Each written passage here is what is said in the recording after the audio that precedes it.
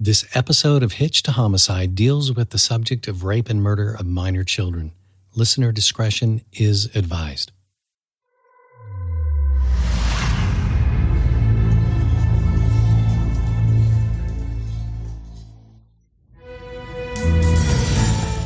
Gerard John Schaefer was a man you would think you could trust. He was, after all, a sheriff's deputy. But after a botched encounter with two unsuspecting girls, Gerard is forced to turn in his badge. And what his fellow officers thought was merely bad judgment turned into a nightmare of dead bodies, mementos, and written stories of lust and murder. This is Gerard John Schaefer, the serial killer cop. Hey, y'all, I'm Chris Calvert. And I'm her husband, Rob Potter. Welcome to Hitch to Homicide. For better or worse. Till death do us part.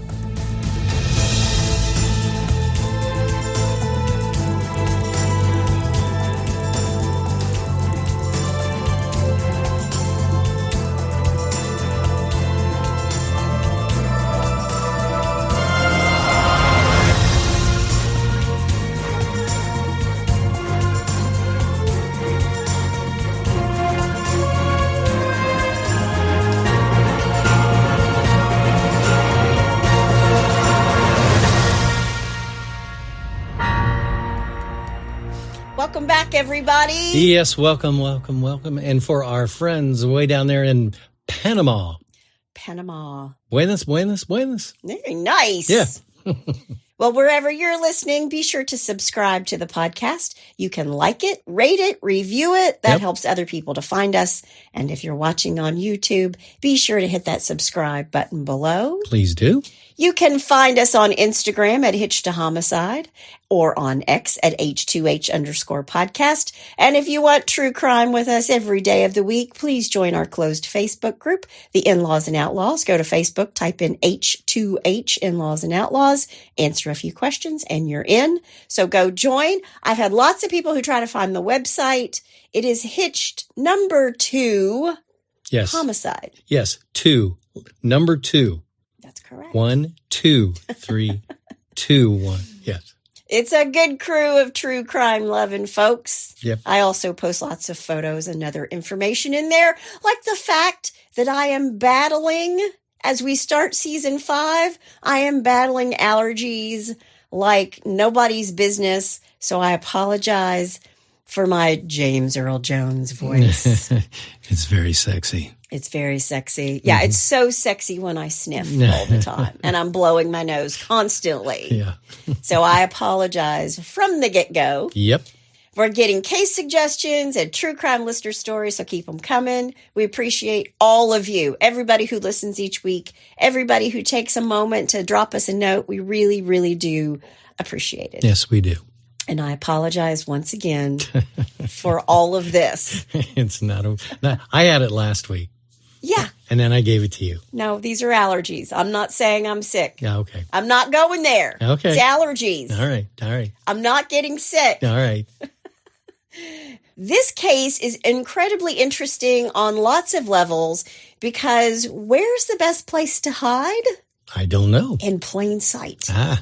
And I was just having this conversation with someone the other day about how serial killers love to hide in plain sight. Yeah. Before we get started, let me thank some sources.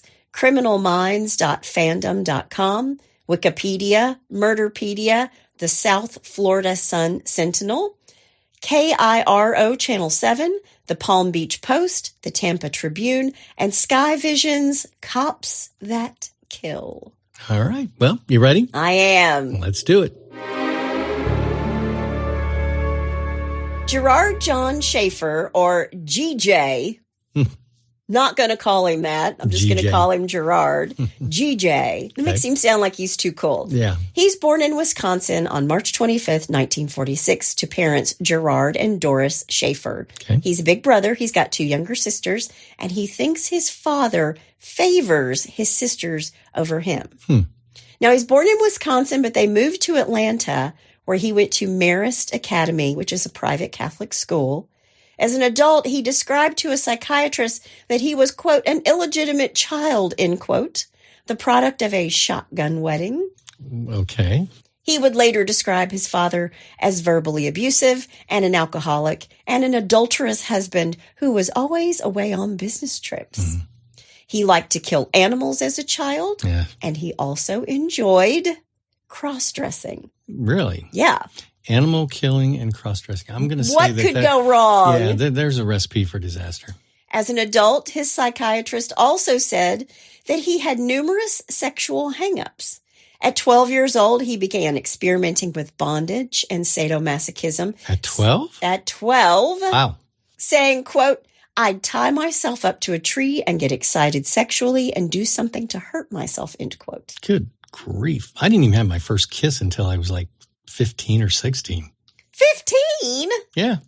It was. Well, I had a kiss before 15. Yeah. And I remember where it was. It was in front of the bus stop out in front of the high school.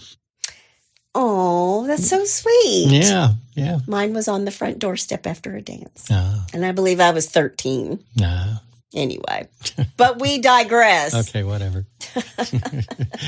He's getting excited, tying himself to a tree. Wow.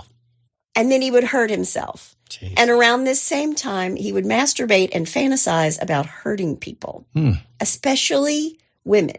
Really? And this is when he really got into women's underwear. He admitted that he wore them sometimes and that he wanted to hurt himself, meaning like he liked wearing women's panties. And because of that, he was angry at himself and wanted to hurt himself for it. Interesting. He would play these violent, self-loathing games where in his mind he always got killed. Quote, I wanted to die. My father favored my sisters, so I wanted to be a girl. I wanted to die because I was such a disappointment to my family. As a kid, I couldn't please my father, so in playing these games, I wanted to be killed, end quote. So I don't think you have to be Freud to figure this one out. He's got a lot going on in that noggin of his. Yeah, and it's not all good. I also read that he liked to wear women's underwear to avoid the draft, which he did somehow because this is the Vietnam era. Section 8. We always talk about Corporal Klinger. Yeah. We talked about him like 3 or 4 times. Yeah. When he's 14, his family moves to Fort Lauderdale, Florida, and he enrolls in St. Thomas Aquinas High School, another private Catholic school. As a teen, he's not only obsessed with women's panties, he's a voyeur. He likes to spy. He's a peeping Tom. It's like in Back to the Future. He's a peeping Tom. He's a peeping Tom. He likes to watch the girl next door, who apparently doesn't close her blinds properly. Lee is her name. That's called foreshadowing. Uh-oh. Hang on. Okay. Ready, Scotty? Here we go. Yep. There you go. While he was in high school, he somehow managed to maintain a relationship with a girl named Cindy. Their 3-year-long relationship was an odd one, where he liked to make Cindy participate in bizarre sexual fantasies where he tore off her clothes and pretended to rape her. And once again, how old was he now? He's in high school. Good grief. Yeah. Wow. He also dated a girl named Sandra. Gerard he's a good-looking kid, blonde hair, blue eyes. He looks like the all-American boy. Okay.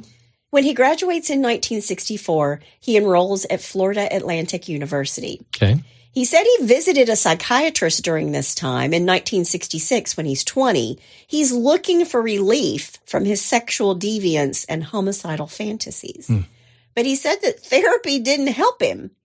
And if you can believe what he's saying later in life, he heard voices telling him to kill. Wow.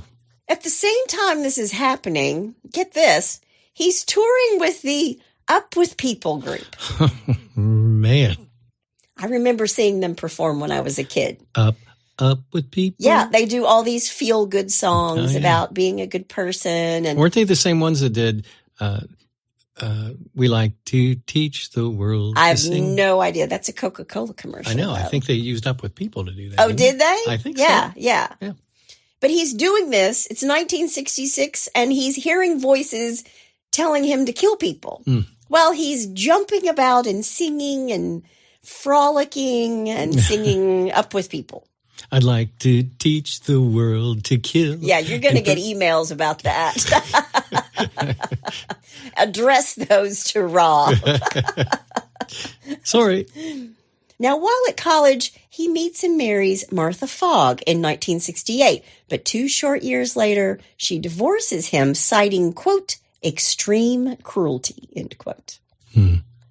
He decides that maybe he should go into the priesthood. Can't think of a worse thing. Yeah. But he's turned away by the St. John's Seminary. They told him, quote, you don't have enough faith, end quote. And this made him so angry that he just up and quit Jesus altogether. He quit the Catholic Church, everything. He was done. I want to be a part of this. You don't want me. I'm out. I'm out of here. I'm tapping out. Yep. He decided he wanted to be a teacher. His goal was to, quote, instill American values, end quote, like honesty, purity, unselfishness, and love. Okay. But 2 different times he was dropped from student teaching programs. The first at Plantation High School for, quote, trying to impose his own moral and political values on his students, end quote. The second time, his supervisor, a man named Richard Goodhart, said, quote, I told him when he left that he'd better never let me hear of his trying to get a job with any authority over other people, or I'd do anything I could to prevent it, end quote. Wow. There's a ringing endorsement. Jeez. Yeah, Mr. Goodhart. Yeah. You mean like becoming a police officer? Yeah. Wow. After the divorce, Gerard takes a few weeks off to get his head together. It's never going to happen. Yeah. His head's never going to be together. He goes to Europe and to North Africa that summer. Really? And when he comes back to Florida, he's got a new goal in life. He wants to be a police officer. Now, let me stop right there because I just want to say we support the men in blue. There are a lot of really great police officers out there. Absolutely. This guy's not one of them. Yeah. Okay? Yeah. He's just not one of them. Yeah, that's not going to work.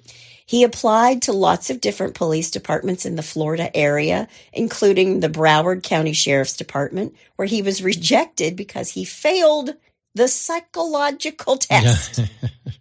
Go figure. Yeah, right. The Wilton Manors Police Department hired him, and he graduated as a patrolman at the end of 1971 when he is just 25 years old. Wilton Manors is just north of Fort Lauderdale. Okay. So still on the edges of a big area. Sure.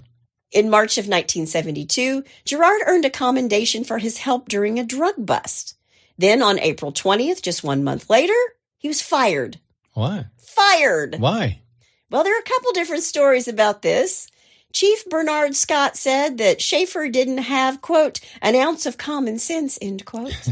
But an ex-FBI agent, Robert Ressler, reported that Schaefer got in trouble for running female traffic violators through the police department's computer. Oops. He'd stop them, give them a ticket, look up their personal information, and then call them later and ask them out on a date. Oh, my gosh. Now, all my police officers out there who listen to this podcast, I want to know, are you allowed to ask somebody out that you've pulled over for some reason? I'm going to say no. I'm going to say no as well, but we need confirmation on that. Yeah. Any of our police officer friends out there? Let us know. Yep. But for whatever reason, he's fired. He's unemployed. He needs a job. So at the end of June in 1972, he signs on to work with the Martin County Sheriff's Department in Stuart, Florida, which is about 80 miles north of Fort Lauderdale. Okay. So he's picking up and moving. Right. Martin County, Florida thinks he's one of their most promising recruits. He's also considered a local boy who knows the area well. He knows the swamp lands well. He's well-liked. And all the other officers really like him. But here's the thing. They think he's great. He got fired because of indiscretion. Didn't they take that into consideration when they hired him? I don't know how it didn't follow him 80 miles north. Yeah. But apparently it didn't. I know there wasn't the internet then, but like you said, it's only 80 miles. Only 80 miles. Wow. A phone call. Yeah. Hey, Yeah. what do you think of Gerard Schaefer? It says here he worked for you. And they would be like, he's shady boots. Yeah. Don't hire him. Yeah. Yeah. Now, less than a month after he takes this job, he screws up big time. On July 21st, 1972, Schaefer picks up 2 hitchhikers. And I know it's the 70s and people were big into hitchhiking back then. Yeah. It's always a bad idea. Well, wait a minute. Was he in his patrol car when he did this, or was he in a civilian? What's the deal?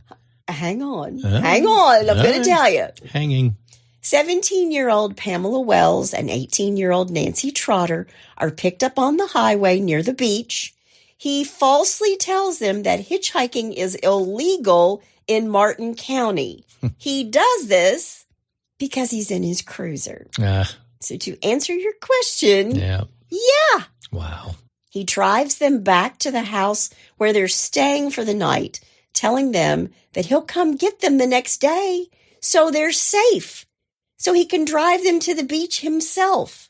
Jeez. So this police officer picks him up. It's illegal, girls. Get in the back of the cruiser. Let me take you to where you're staying tonight. Yeah. You're going to the beach tomorrow? I will come get you myself, keep you safe. And what do you think the girls said? Sure, that'd be great.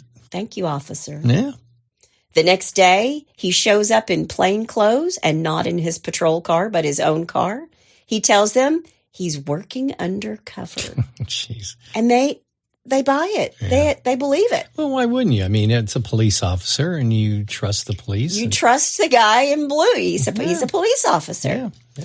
He doesn't take them to the beach like he says he's going to. He drives them to a remote part of Hutchinson Island off State Road A1A. We know that highway. Yeah. Driven it a lot for spring break. Yeah.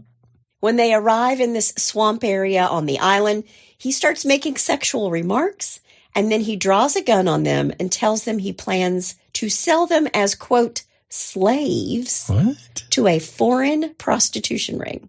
Wow. He forces them out of the car. He handcuffs both girls. He leads them to a grove of trees where he ties nooses around their necks and forces them to balance their little tippy toes on top of tree roots. Ugh. If they slip, they'll hang themselves. Wow. Now, while they're in this precarious position, he molests and torments them both. He tells them he's going to leave for a bit, and while he's gone, they need to decide which one of them is going to die. Jeez. So Gerard promises, I'm going to return. But while he's gone, these girls escape. They reach the highway and they flag down a passing police car. Now, part of them has to be, oh my gosh, it's another police officer. Is this good or is this bad? Yeah. Or is it him? Yeah, that's true. Now, by this time, Gerard goes back and discovers that these girls are missing. So what do you think he does? It freaks out. He calls the sheriff, his boss, Richard Crowder, and says, I've done something really stupid.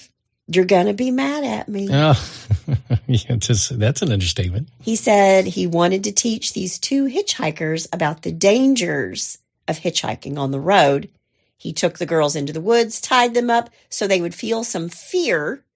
The sheriff is losing his mind at this. Yeah, I would imagine. Gerard says when he went back to check on the girls, they disappeared. Now, Sheriff Crowder wants Gerard back at the office, and they all head out to look for the girls, only to find out that they had been picked up. And when they were asked what happened, the 2 girls said, we were picked up by Officer Schaefer, and he lied to us and tied us up and molested us and told us one of us was going to die. Wow. So Schaefer is stripped of his badge. He's fired, and he's charged with abduction, aggravated assault, and false imprisonment. He's released on a $15,000 bail, and a trial date is set for 4 months later. Okay.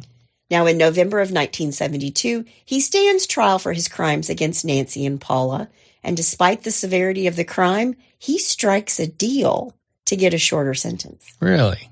He pleads guilty to the assault charge, and the other counts are dropped. What? He is sentenced to 1 year in the county jail. Wow. To be followed by 3 years probation. Okay. He asked the judge for a bail extension so he could relocate his new wife, Teresa Dean Schaefer, to Fort Lauderdale. Oh, Now, I had a hard time finding anything about when he married Teresa, but she's going to divorce him weeks after the trial. you think? And she's going to marry his defense attorney. Well, there's some karma. Can't make that up. Yeah. Yeah.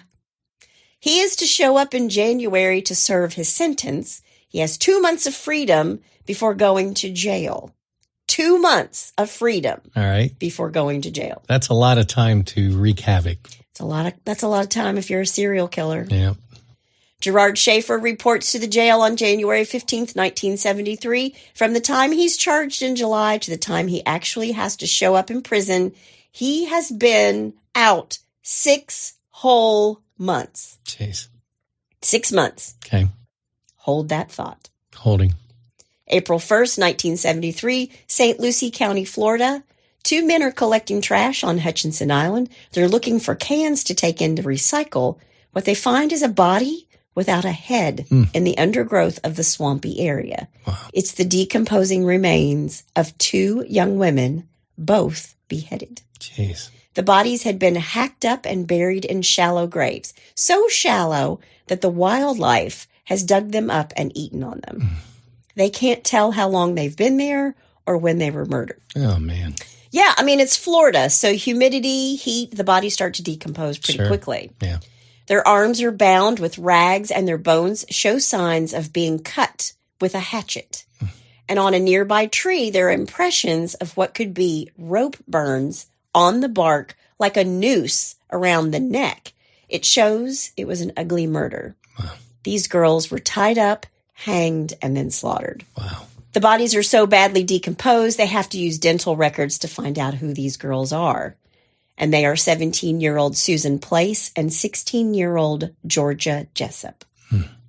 Investigators questioned both of their parents. Susan's mother, Lucille, last saw her daughter 6 months prior when they were both picked up by a man named Jerry Shepard in Fort Lauderdale. He had picked them both up to go play guitar at a nearby beach, and they never came back. Lucille had her doubts about Jerry, but he assured her, I'm going to take care of your daughter. Yeah, and when they never returned home, the mothers of these 2 girls turned into sleuths. Lucille and Shirley, George's mom, looked through the girls' things for clues, and Lucille had noted she had written down Gerard's license number along with the description of his car. Oh, wow. A blue-green Datsun. Now, Georgia has a letter that she's sent to Shepard that's been returned to sender. That address was the first thing these 2 moms used. They thought perhaps the girls had just run away, and the address is in the town of Stewart, Florida, about 80 miles away. That's the starting point. Okay. They go to Shepard's apartment, and when they meet the apartment manager, she says, there's no Jerry Shepard here.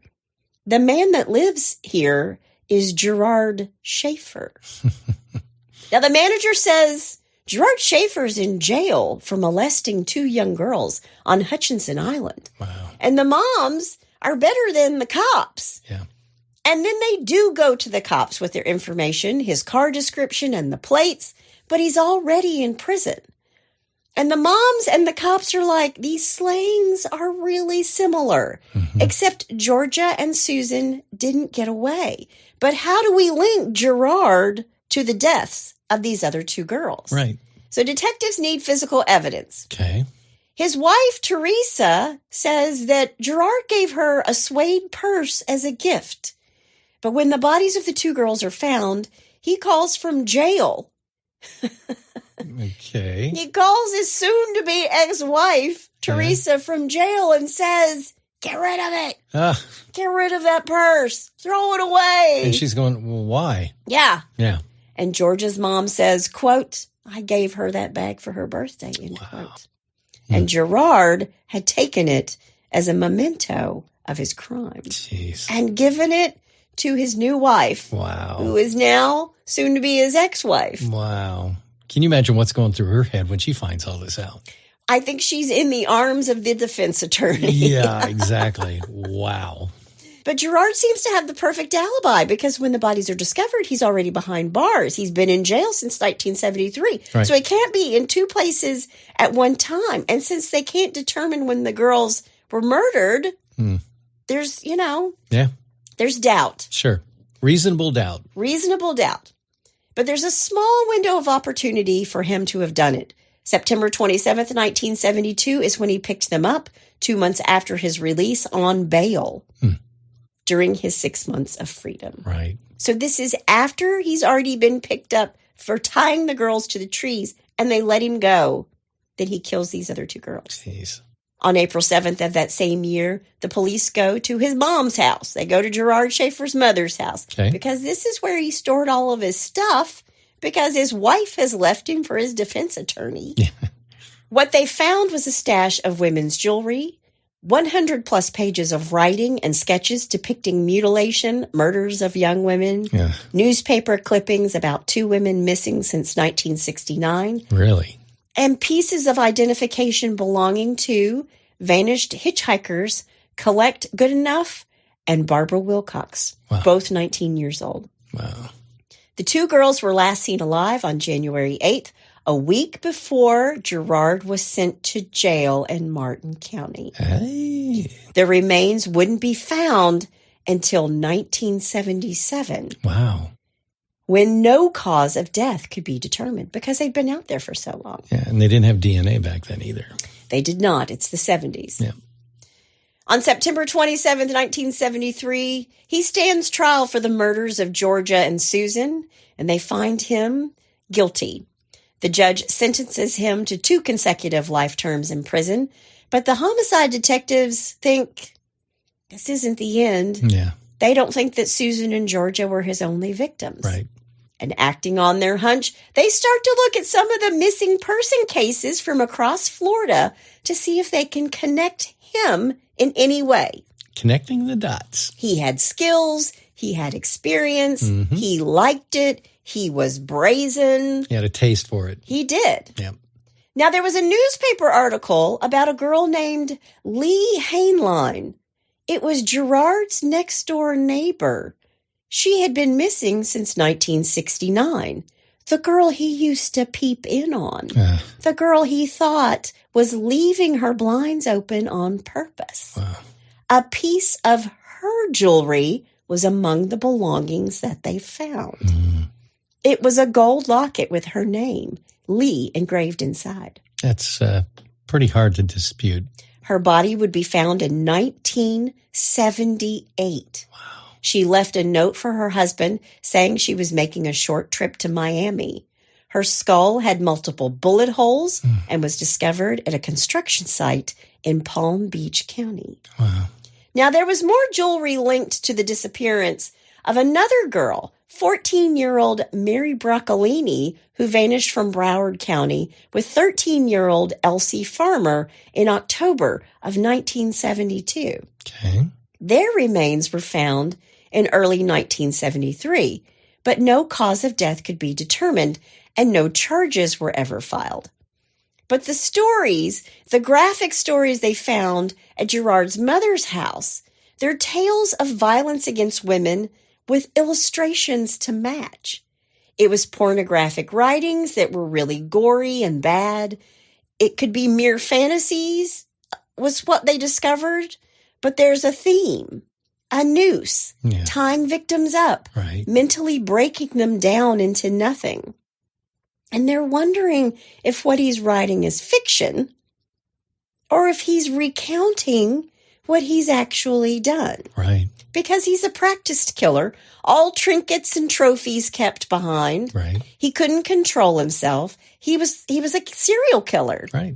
And they share the evidence with officers in other counties, and the number of potential victims triples. Wow. Other states start calling in to see if he could be the killer of an unsolved case they have. 32 women were missing, and all had some sort of tie to Gerard Schaefer. Really? It's all circumstantial, and there are no bodies to go with them. In February of 1989, in Florida State Prison, Sandra London, an author who sends him a letter, is a woman who used to date him. Really? She wants to write a book about his crimes where she explores the inner workings of his mind. And he agrees to collaborate. Of course he does. He's a narcissist. But her interest is more than professional. It's personal because she knew him back in high school when they were classmates. Right. She wants to publish his stories, those dark, horrible things that he wrote about killing people. Wow. Her book would be called, quote, Killer Fiction, end quote. She publishes it, and then she published more volumes. Wow. She was actually his girlfriend. She says in an interview, quote, how could you know someone so well, so intimately, for so long, and not know they had a separate life? And you have no clue, end quote. But wasn't she didn't they have like this really kind of dark relationship? Bondage? No, that's a different girl. That's Cindy. Okay. Oh, okay. That's Cindy, the one who got away. She came back and said we had to do all these weird sex rape games. Okay. Can't tell the players without a program. Right, so, yeah. right. This is the other girl that he dated after Cindy. Gotcha. Sandra. Okay. And Sandra said in 1964 he was the perfect catch. Tall, good-looking, blonde hair, blue eyes. But as their relationship developed, looking back, she could see glimpses of the man he would become. Yeah. He was really obsessed with the girl who lived next door, who would undress with the curtains open. He thought she was taunting him.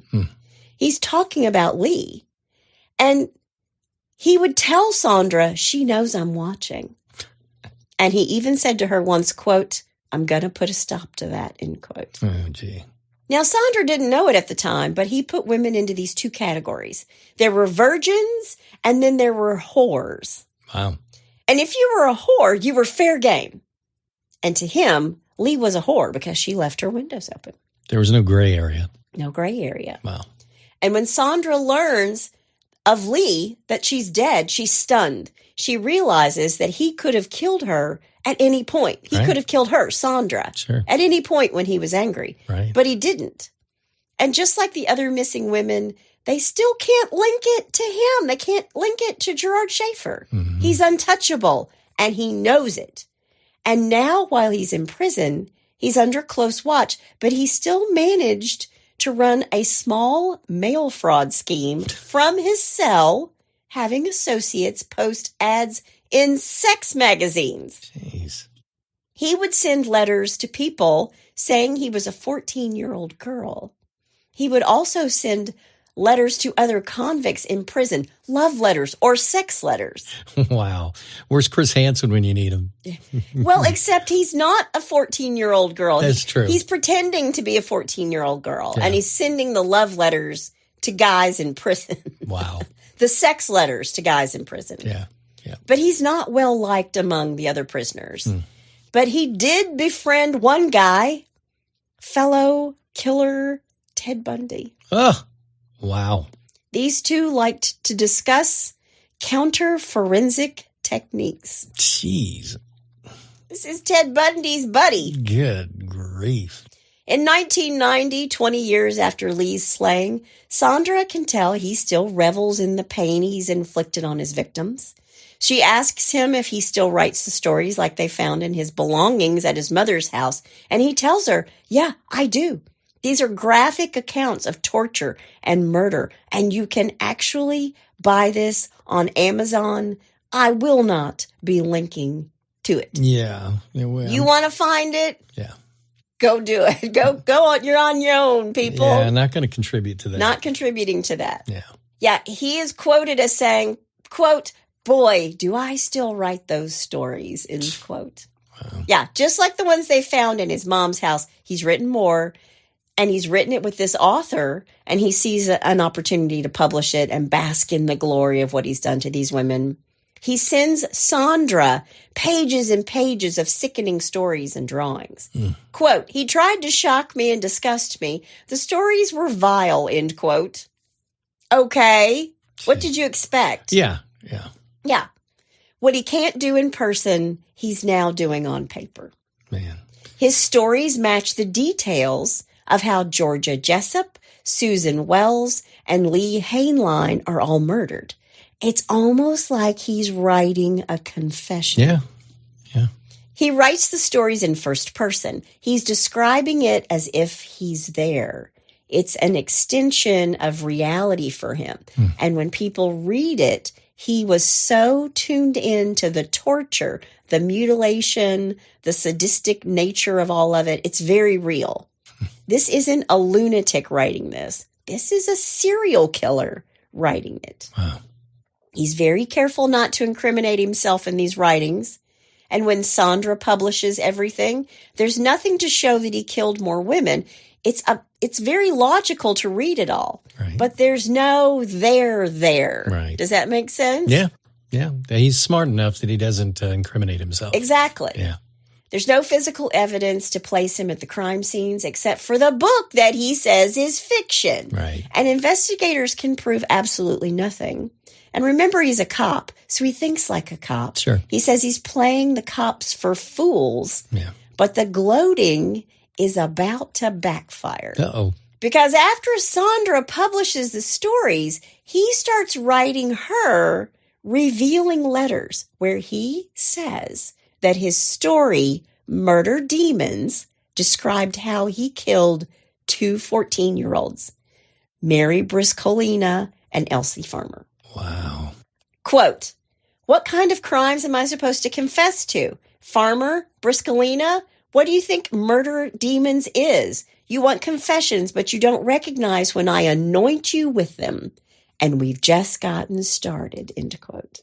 He's superior to everyone. He's smarter than everybody in the room. I'm smarter than everybody else. Yeah. Exactly. Yeah.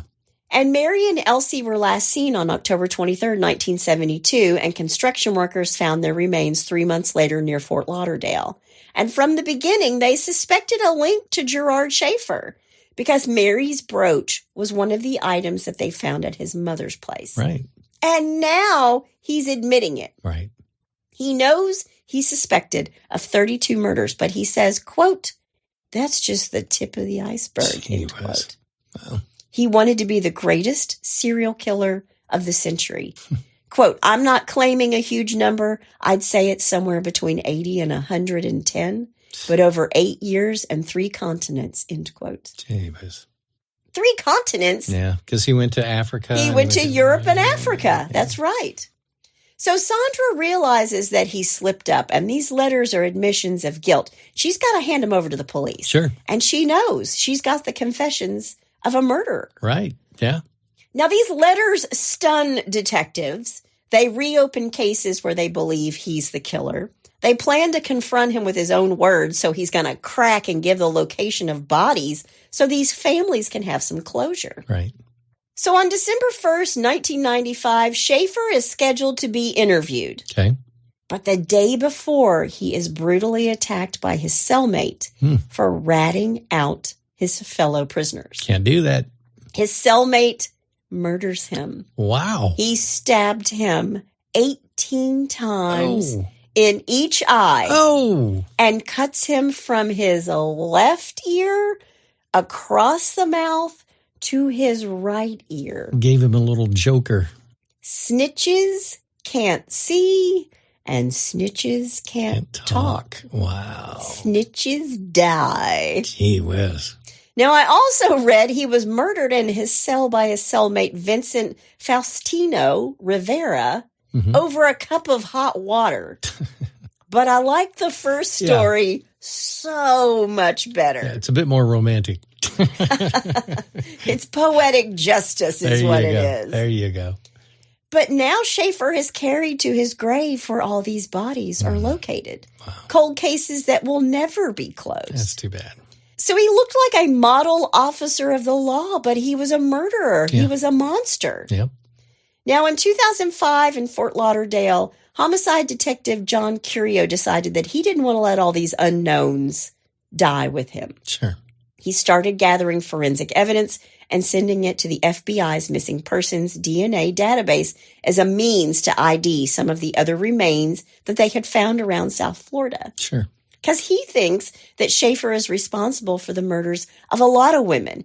And we just have to find the families of these victims and get their DNA entered and compared to all the unidentified remains sitting at the medical examiner's office. Sure. Like Carmen Halleck, who was 22, and Belinda Hitchens, who was also 22. They disappeared between 1968 and 1972, and they both had ties to Schaefer.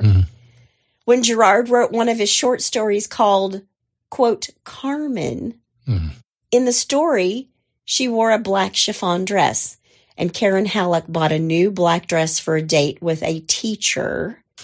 Gerard was a student teacher at Plantation High School the year she disappeared. Man. So he'd been doing this forever. Police suspect that he abducted two young Pompano Beach friends, Peggy Ron, age 9, and Wendy Stevenson, age 8, in December of 1969. Witnesses told investigators the girls were last seen in the company of a man buying them ice cream from a convenience store at the beach. And a clerk gave a description of a man who police say fit Gerard Schaefer. These two little girls have never been found. Because of an April 19th, 1989 letter he wrote, which was later published, investigators feared that he murdered the young girls and ate their remains.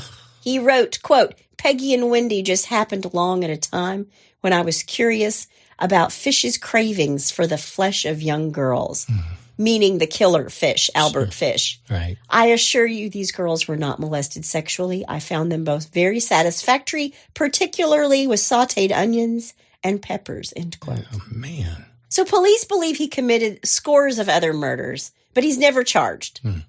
According to Richard McElwain, a former investigator with the Martin County State Attorney's Office who worked on the Oakland Park case, he said that Gerard could, quote, talk with the best of them. He never admitted to killing anyone to me, but the stuff he put in his writings, the details of what we found at the crime scene, are all in his stories, end quote. Just a match. His writings talked about finding a spot to bury the women and having them stand on an orange crate while he bound them. Quote, he'd strangle them, rape them, bury them, and then dig them up and rape them again, end quote. All the while, he maintains that his writings are fiction. Yeah, right. Now, I want to say that before he was killed in his prison cell, he tried to bring all kinds of lawsuits against people who publicly called him a serial killer. True crime authors, FBI veteran Robert Ressler, because he wrote about the case and discussed it during his lectures. He even sued a writer for describing him as fat. Okay. But all that DNA that they put in way back when, amazingly enough, in June of 2022, another breakthrough was made. Oh, really? Skeletal remains were found in a Florida mangrove swamp in 1974 and were identified as a missing teen, and the authorities think she may have been a victim of Gerard Schaefer. Genetic genealogists from Texas-based Othram Incorporated have helped the Palm Beach County Sheriff's Office identify the girl previously known only as Singer Island Jane Doe. Her name is Susan Gale Poole. She was 15 when her family reported her missing from their Broward County trailer park just before Christmas in 1972. Wow. Nobody knew where she went. Her clothes and her purse were still at her friend's apartment that she was staying at. At the time, her family and friends didn't know if she had left of her own accord or if she had met with death or foul play, because she had a history of hitchhiking and had left home before. Okay. No sign of the missing teen was found until the morning of June 16, 1974, when a man and his sons went looking for driftwood in a swampy, wooded area of Singer Island known as Burnt Bridges. And according to news accounts at the time, they instead found scattered human remains and scraps of clothing. Quote, she was tied up in the mangroves with wire to a tree. She was skeletal remains, totally nothing left of her except bones, end quote. Wow. Authorities attempted to use dental records to identify her at the time. She was estimated between 13 and 19 years old when she died, and she was believed to have been murdered between 8 weeks and 8 months before her remains were actually found. And there was no identification, and the case went cold for all those years. But this is around the same time that Gerard Schaefer is killing, because it's just 5 months prior that he is picked up for Ellen Trotter and Paula Sue Wells. Right. Because Singer Island Jane Doe, now known to be Susan Poole, was found bound to a mangrove tree, Palm Beach County authorities really believe that he was her killer. And DNA obtained from her mom, who is now in her 90s, proved that the Jane Doe in 1974 was actually her daughter. Wow. Yeah. And her mom and her siblings have found a little bit of measure of peace, knowing that they actually know what happened to her and they could lay her body to rest. Sure, yeah. Yeah. Quote, "It's been a long time waiting to see what happened to their sister," end quote. Wow, that's so sad. There are so many things that we don't know about him, but what we do know for sure is that he liked to kill young females. Sometimes he liked to do 2 at a time, saying, quote, "Doing doubles is far more difficult than doing singles, but on the other hand, it also puts one in a position to have twice as much fun," end quote. Sick. This guy is horrible, worst of the worst. You don't really hear about him all that much because they can't say definitively that he is the killer for so many of these young girls. Right. But most people know or believe in their heart that he is. Right. Yep. But that is the story of the serial killer cop, Gerard John Schaefer. And that's all I have to say about that. She is only one, but what if one is all that's needed? Hospice nurse Indy Luce has fallen in love. After caring for billionaire Louis Thornberry until his final breath, she's now engaged to marry the heir apparent of the global tech empire, David Thornberry. But as the divinely marked Indy packs up her old life to begin anew, a sacred promise comes back to haunt her with a vengeance. As an unrelenting spiritual battle unfolds in the shadows, the descendants of those like Indy find themselves persistently lured and ensnared as a relentless surge of evil becomes an unstoppable force. With malevolent entities following her every step, what Indy doesn't know about her family's sacred covenant could tip the scales of good and evil. The follow-up to the paranormal suspense novel Lead Me from Temptation and Book 2 of the Divine Darkness series, Deliver Me from Evil, is now available March 29th, 2024, wherever you buy or download books, or go to chriscalvert.com. If evil prowls seeking someone to devour, can one woman seek and save that which is lost? You know, it always makes me wonder, how does somebody snap like that? What causes them just to completely be that deviant and evil? I don't think he snapped. I think he started out mentally ill. He didn't think his dad liked him. He wanted to be a girl. He wanted to hurt himself. And that morphed into, instead of hurting himself, trying to be a girl, hurting women or girls. It's just tragic. Yeah, very tragic. Yeah. Very tragic. But the fact that they had him and they let him out. Yeah. And he wreaked havoc in those months. Yeah. So he had 6 months to kill more people. Yeah. And he even admits that he had been doing it for years. Yeah. You know, I mean, he knew he had 6 months, so he just accelerated everything and got in as much as he possibly could. Yeah, maybe. Yeah. He's a bad guy. But let me tell you what, his cellmate took care of that. Got him good. All right. Well, let's lighten it up just a little bit. Good Lord, we need to. With a little bless your heart. Well, bless your heart. All right, number one, I'm calling this one, it's in the details. Okay. All right. A drug dealer in Pennsylvania was arrested after he called the cops to his apartment saying that he was robbed. But robbed? Yeah. But when they got there, they saw his drugs and paraphernalia sitting around in plain sight. Yeah. According to reports, 46-year-old Alan Phelan Jr. called the police to report that someone had broken a window and entered his apartment. Now, when officers arrived, it did not appear that anyone had broken into the residence. They asked Phelan if anything was missing. He took officers around his apartment where they found a pill bottle with a white powder was in clear view with a small measuring spoon. Oops. What would that be? Yeah. I don't know. Yeah, that's when they placed Phelan into custody and executed a search warrant. Okay. All right. During the search warrant, they found, here we go, 47 grams of fentanyl and 71 packages of it valued at $25,000. Oh, my gosh. Yep. 13 grams of meth, 20 grams of marijuana, 9 Suboxone strips, and 12 clonazepam, which I don't know what clonazepam is, but that's all right. They just found a lot of drugs. So the guy was busted and he's put away. So there Damn, you go. son. Yeah. That's some serious drugs he's got there. Yeah, that's when you need to pay attention to the details. Why did he call and say somebody had broken in? Who knows? He's sniffing his own fentanyl. Thank you. Gee whiz. All right, number 2. Number 2. This is a short one. But you got to know your shortcomings. And I do. I do. I'm reminded of them every day. No, you don't have any. According to reports, a 53-year-old man in Florida was caught stealing from a Walmart this week. Okay. Why is it always a Walmart?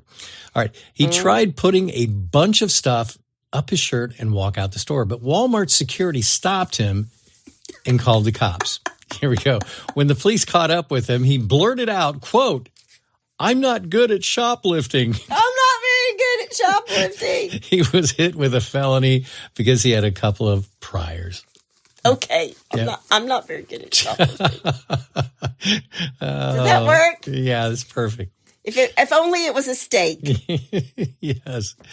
All right. And number 3, and finally, what about that, thou shalt not steal thing you didn't understand? Wasn't that the number 2? It should have been. Okay, according to reports, a man broke into a Panama City church using a cinder block to break a window. The man, identified as Derek Porter, caused over $8,000 in damage to the facility. What's he looking for in a church? Jesus? Here we go. Go on Sunday. You'll find him. Here we go. A church employee heard the sound of the burglar smashing the window, and the employee hightailed out of there. Okay. Now, when police arrived and found him, he admitted to baptizing himself in the church's baptistry pool and claimed he wasn't sure everything he did inside the building. All right. Police reported Porter had several electronics, including a television and a computer from the church in his truck, along with the church's money bag. They also found drug and drug paraphernalia on him. There's some body cam footage during the arrest, and I guess he was, He baptized himself. He's been charged with burglary of an occupied structure, criminal mischief, possession of meth, and possession of drug paraphernalia. Mm-hmm. He got it all covered. Yeah, but his soul has been saved, honey. He baptized himself. He was baptized while he was there. Yeah, he was trying to absolve himself of all sin that he was about ready to do. I don't think stealing the church money bag is It kind of runs in the face of jumping in the baptismal font. Yeah. Thou shalt not steal. Well, if you have a bless your heart, or you know somebody who needs to be washed in the water. Yeah. Wow. That's a new one right there. Oh my gosh. All you have to do is go to hitchtohomicide.com where there's a pull-down menu. While you're there, you can also suggest a case. Yep. And you can tell us about your brush with true crime. Absolutely. That's all we have today. That's my amazing husband out there. And that's my beautiful bride right there in the booth. Join us next time on Hitch to Homicide. Bye, y'all.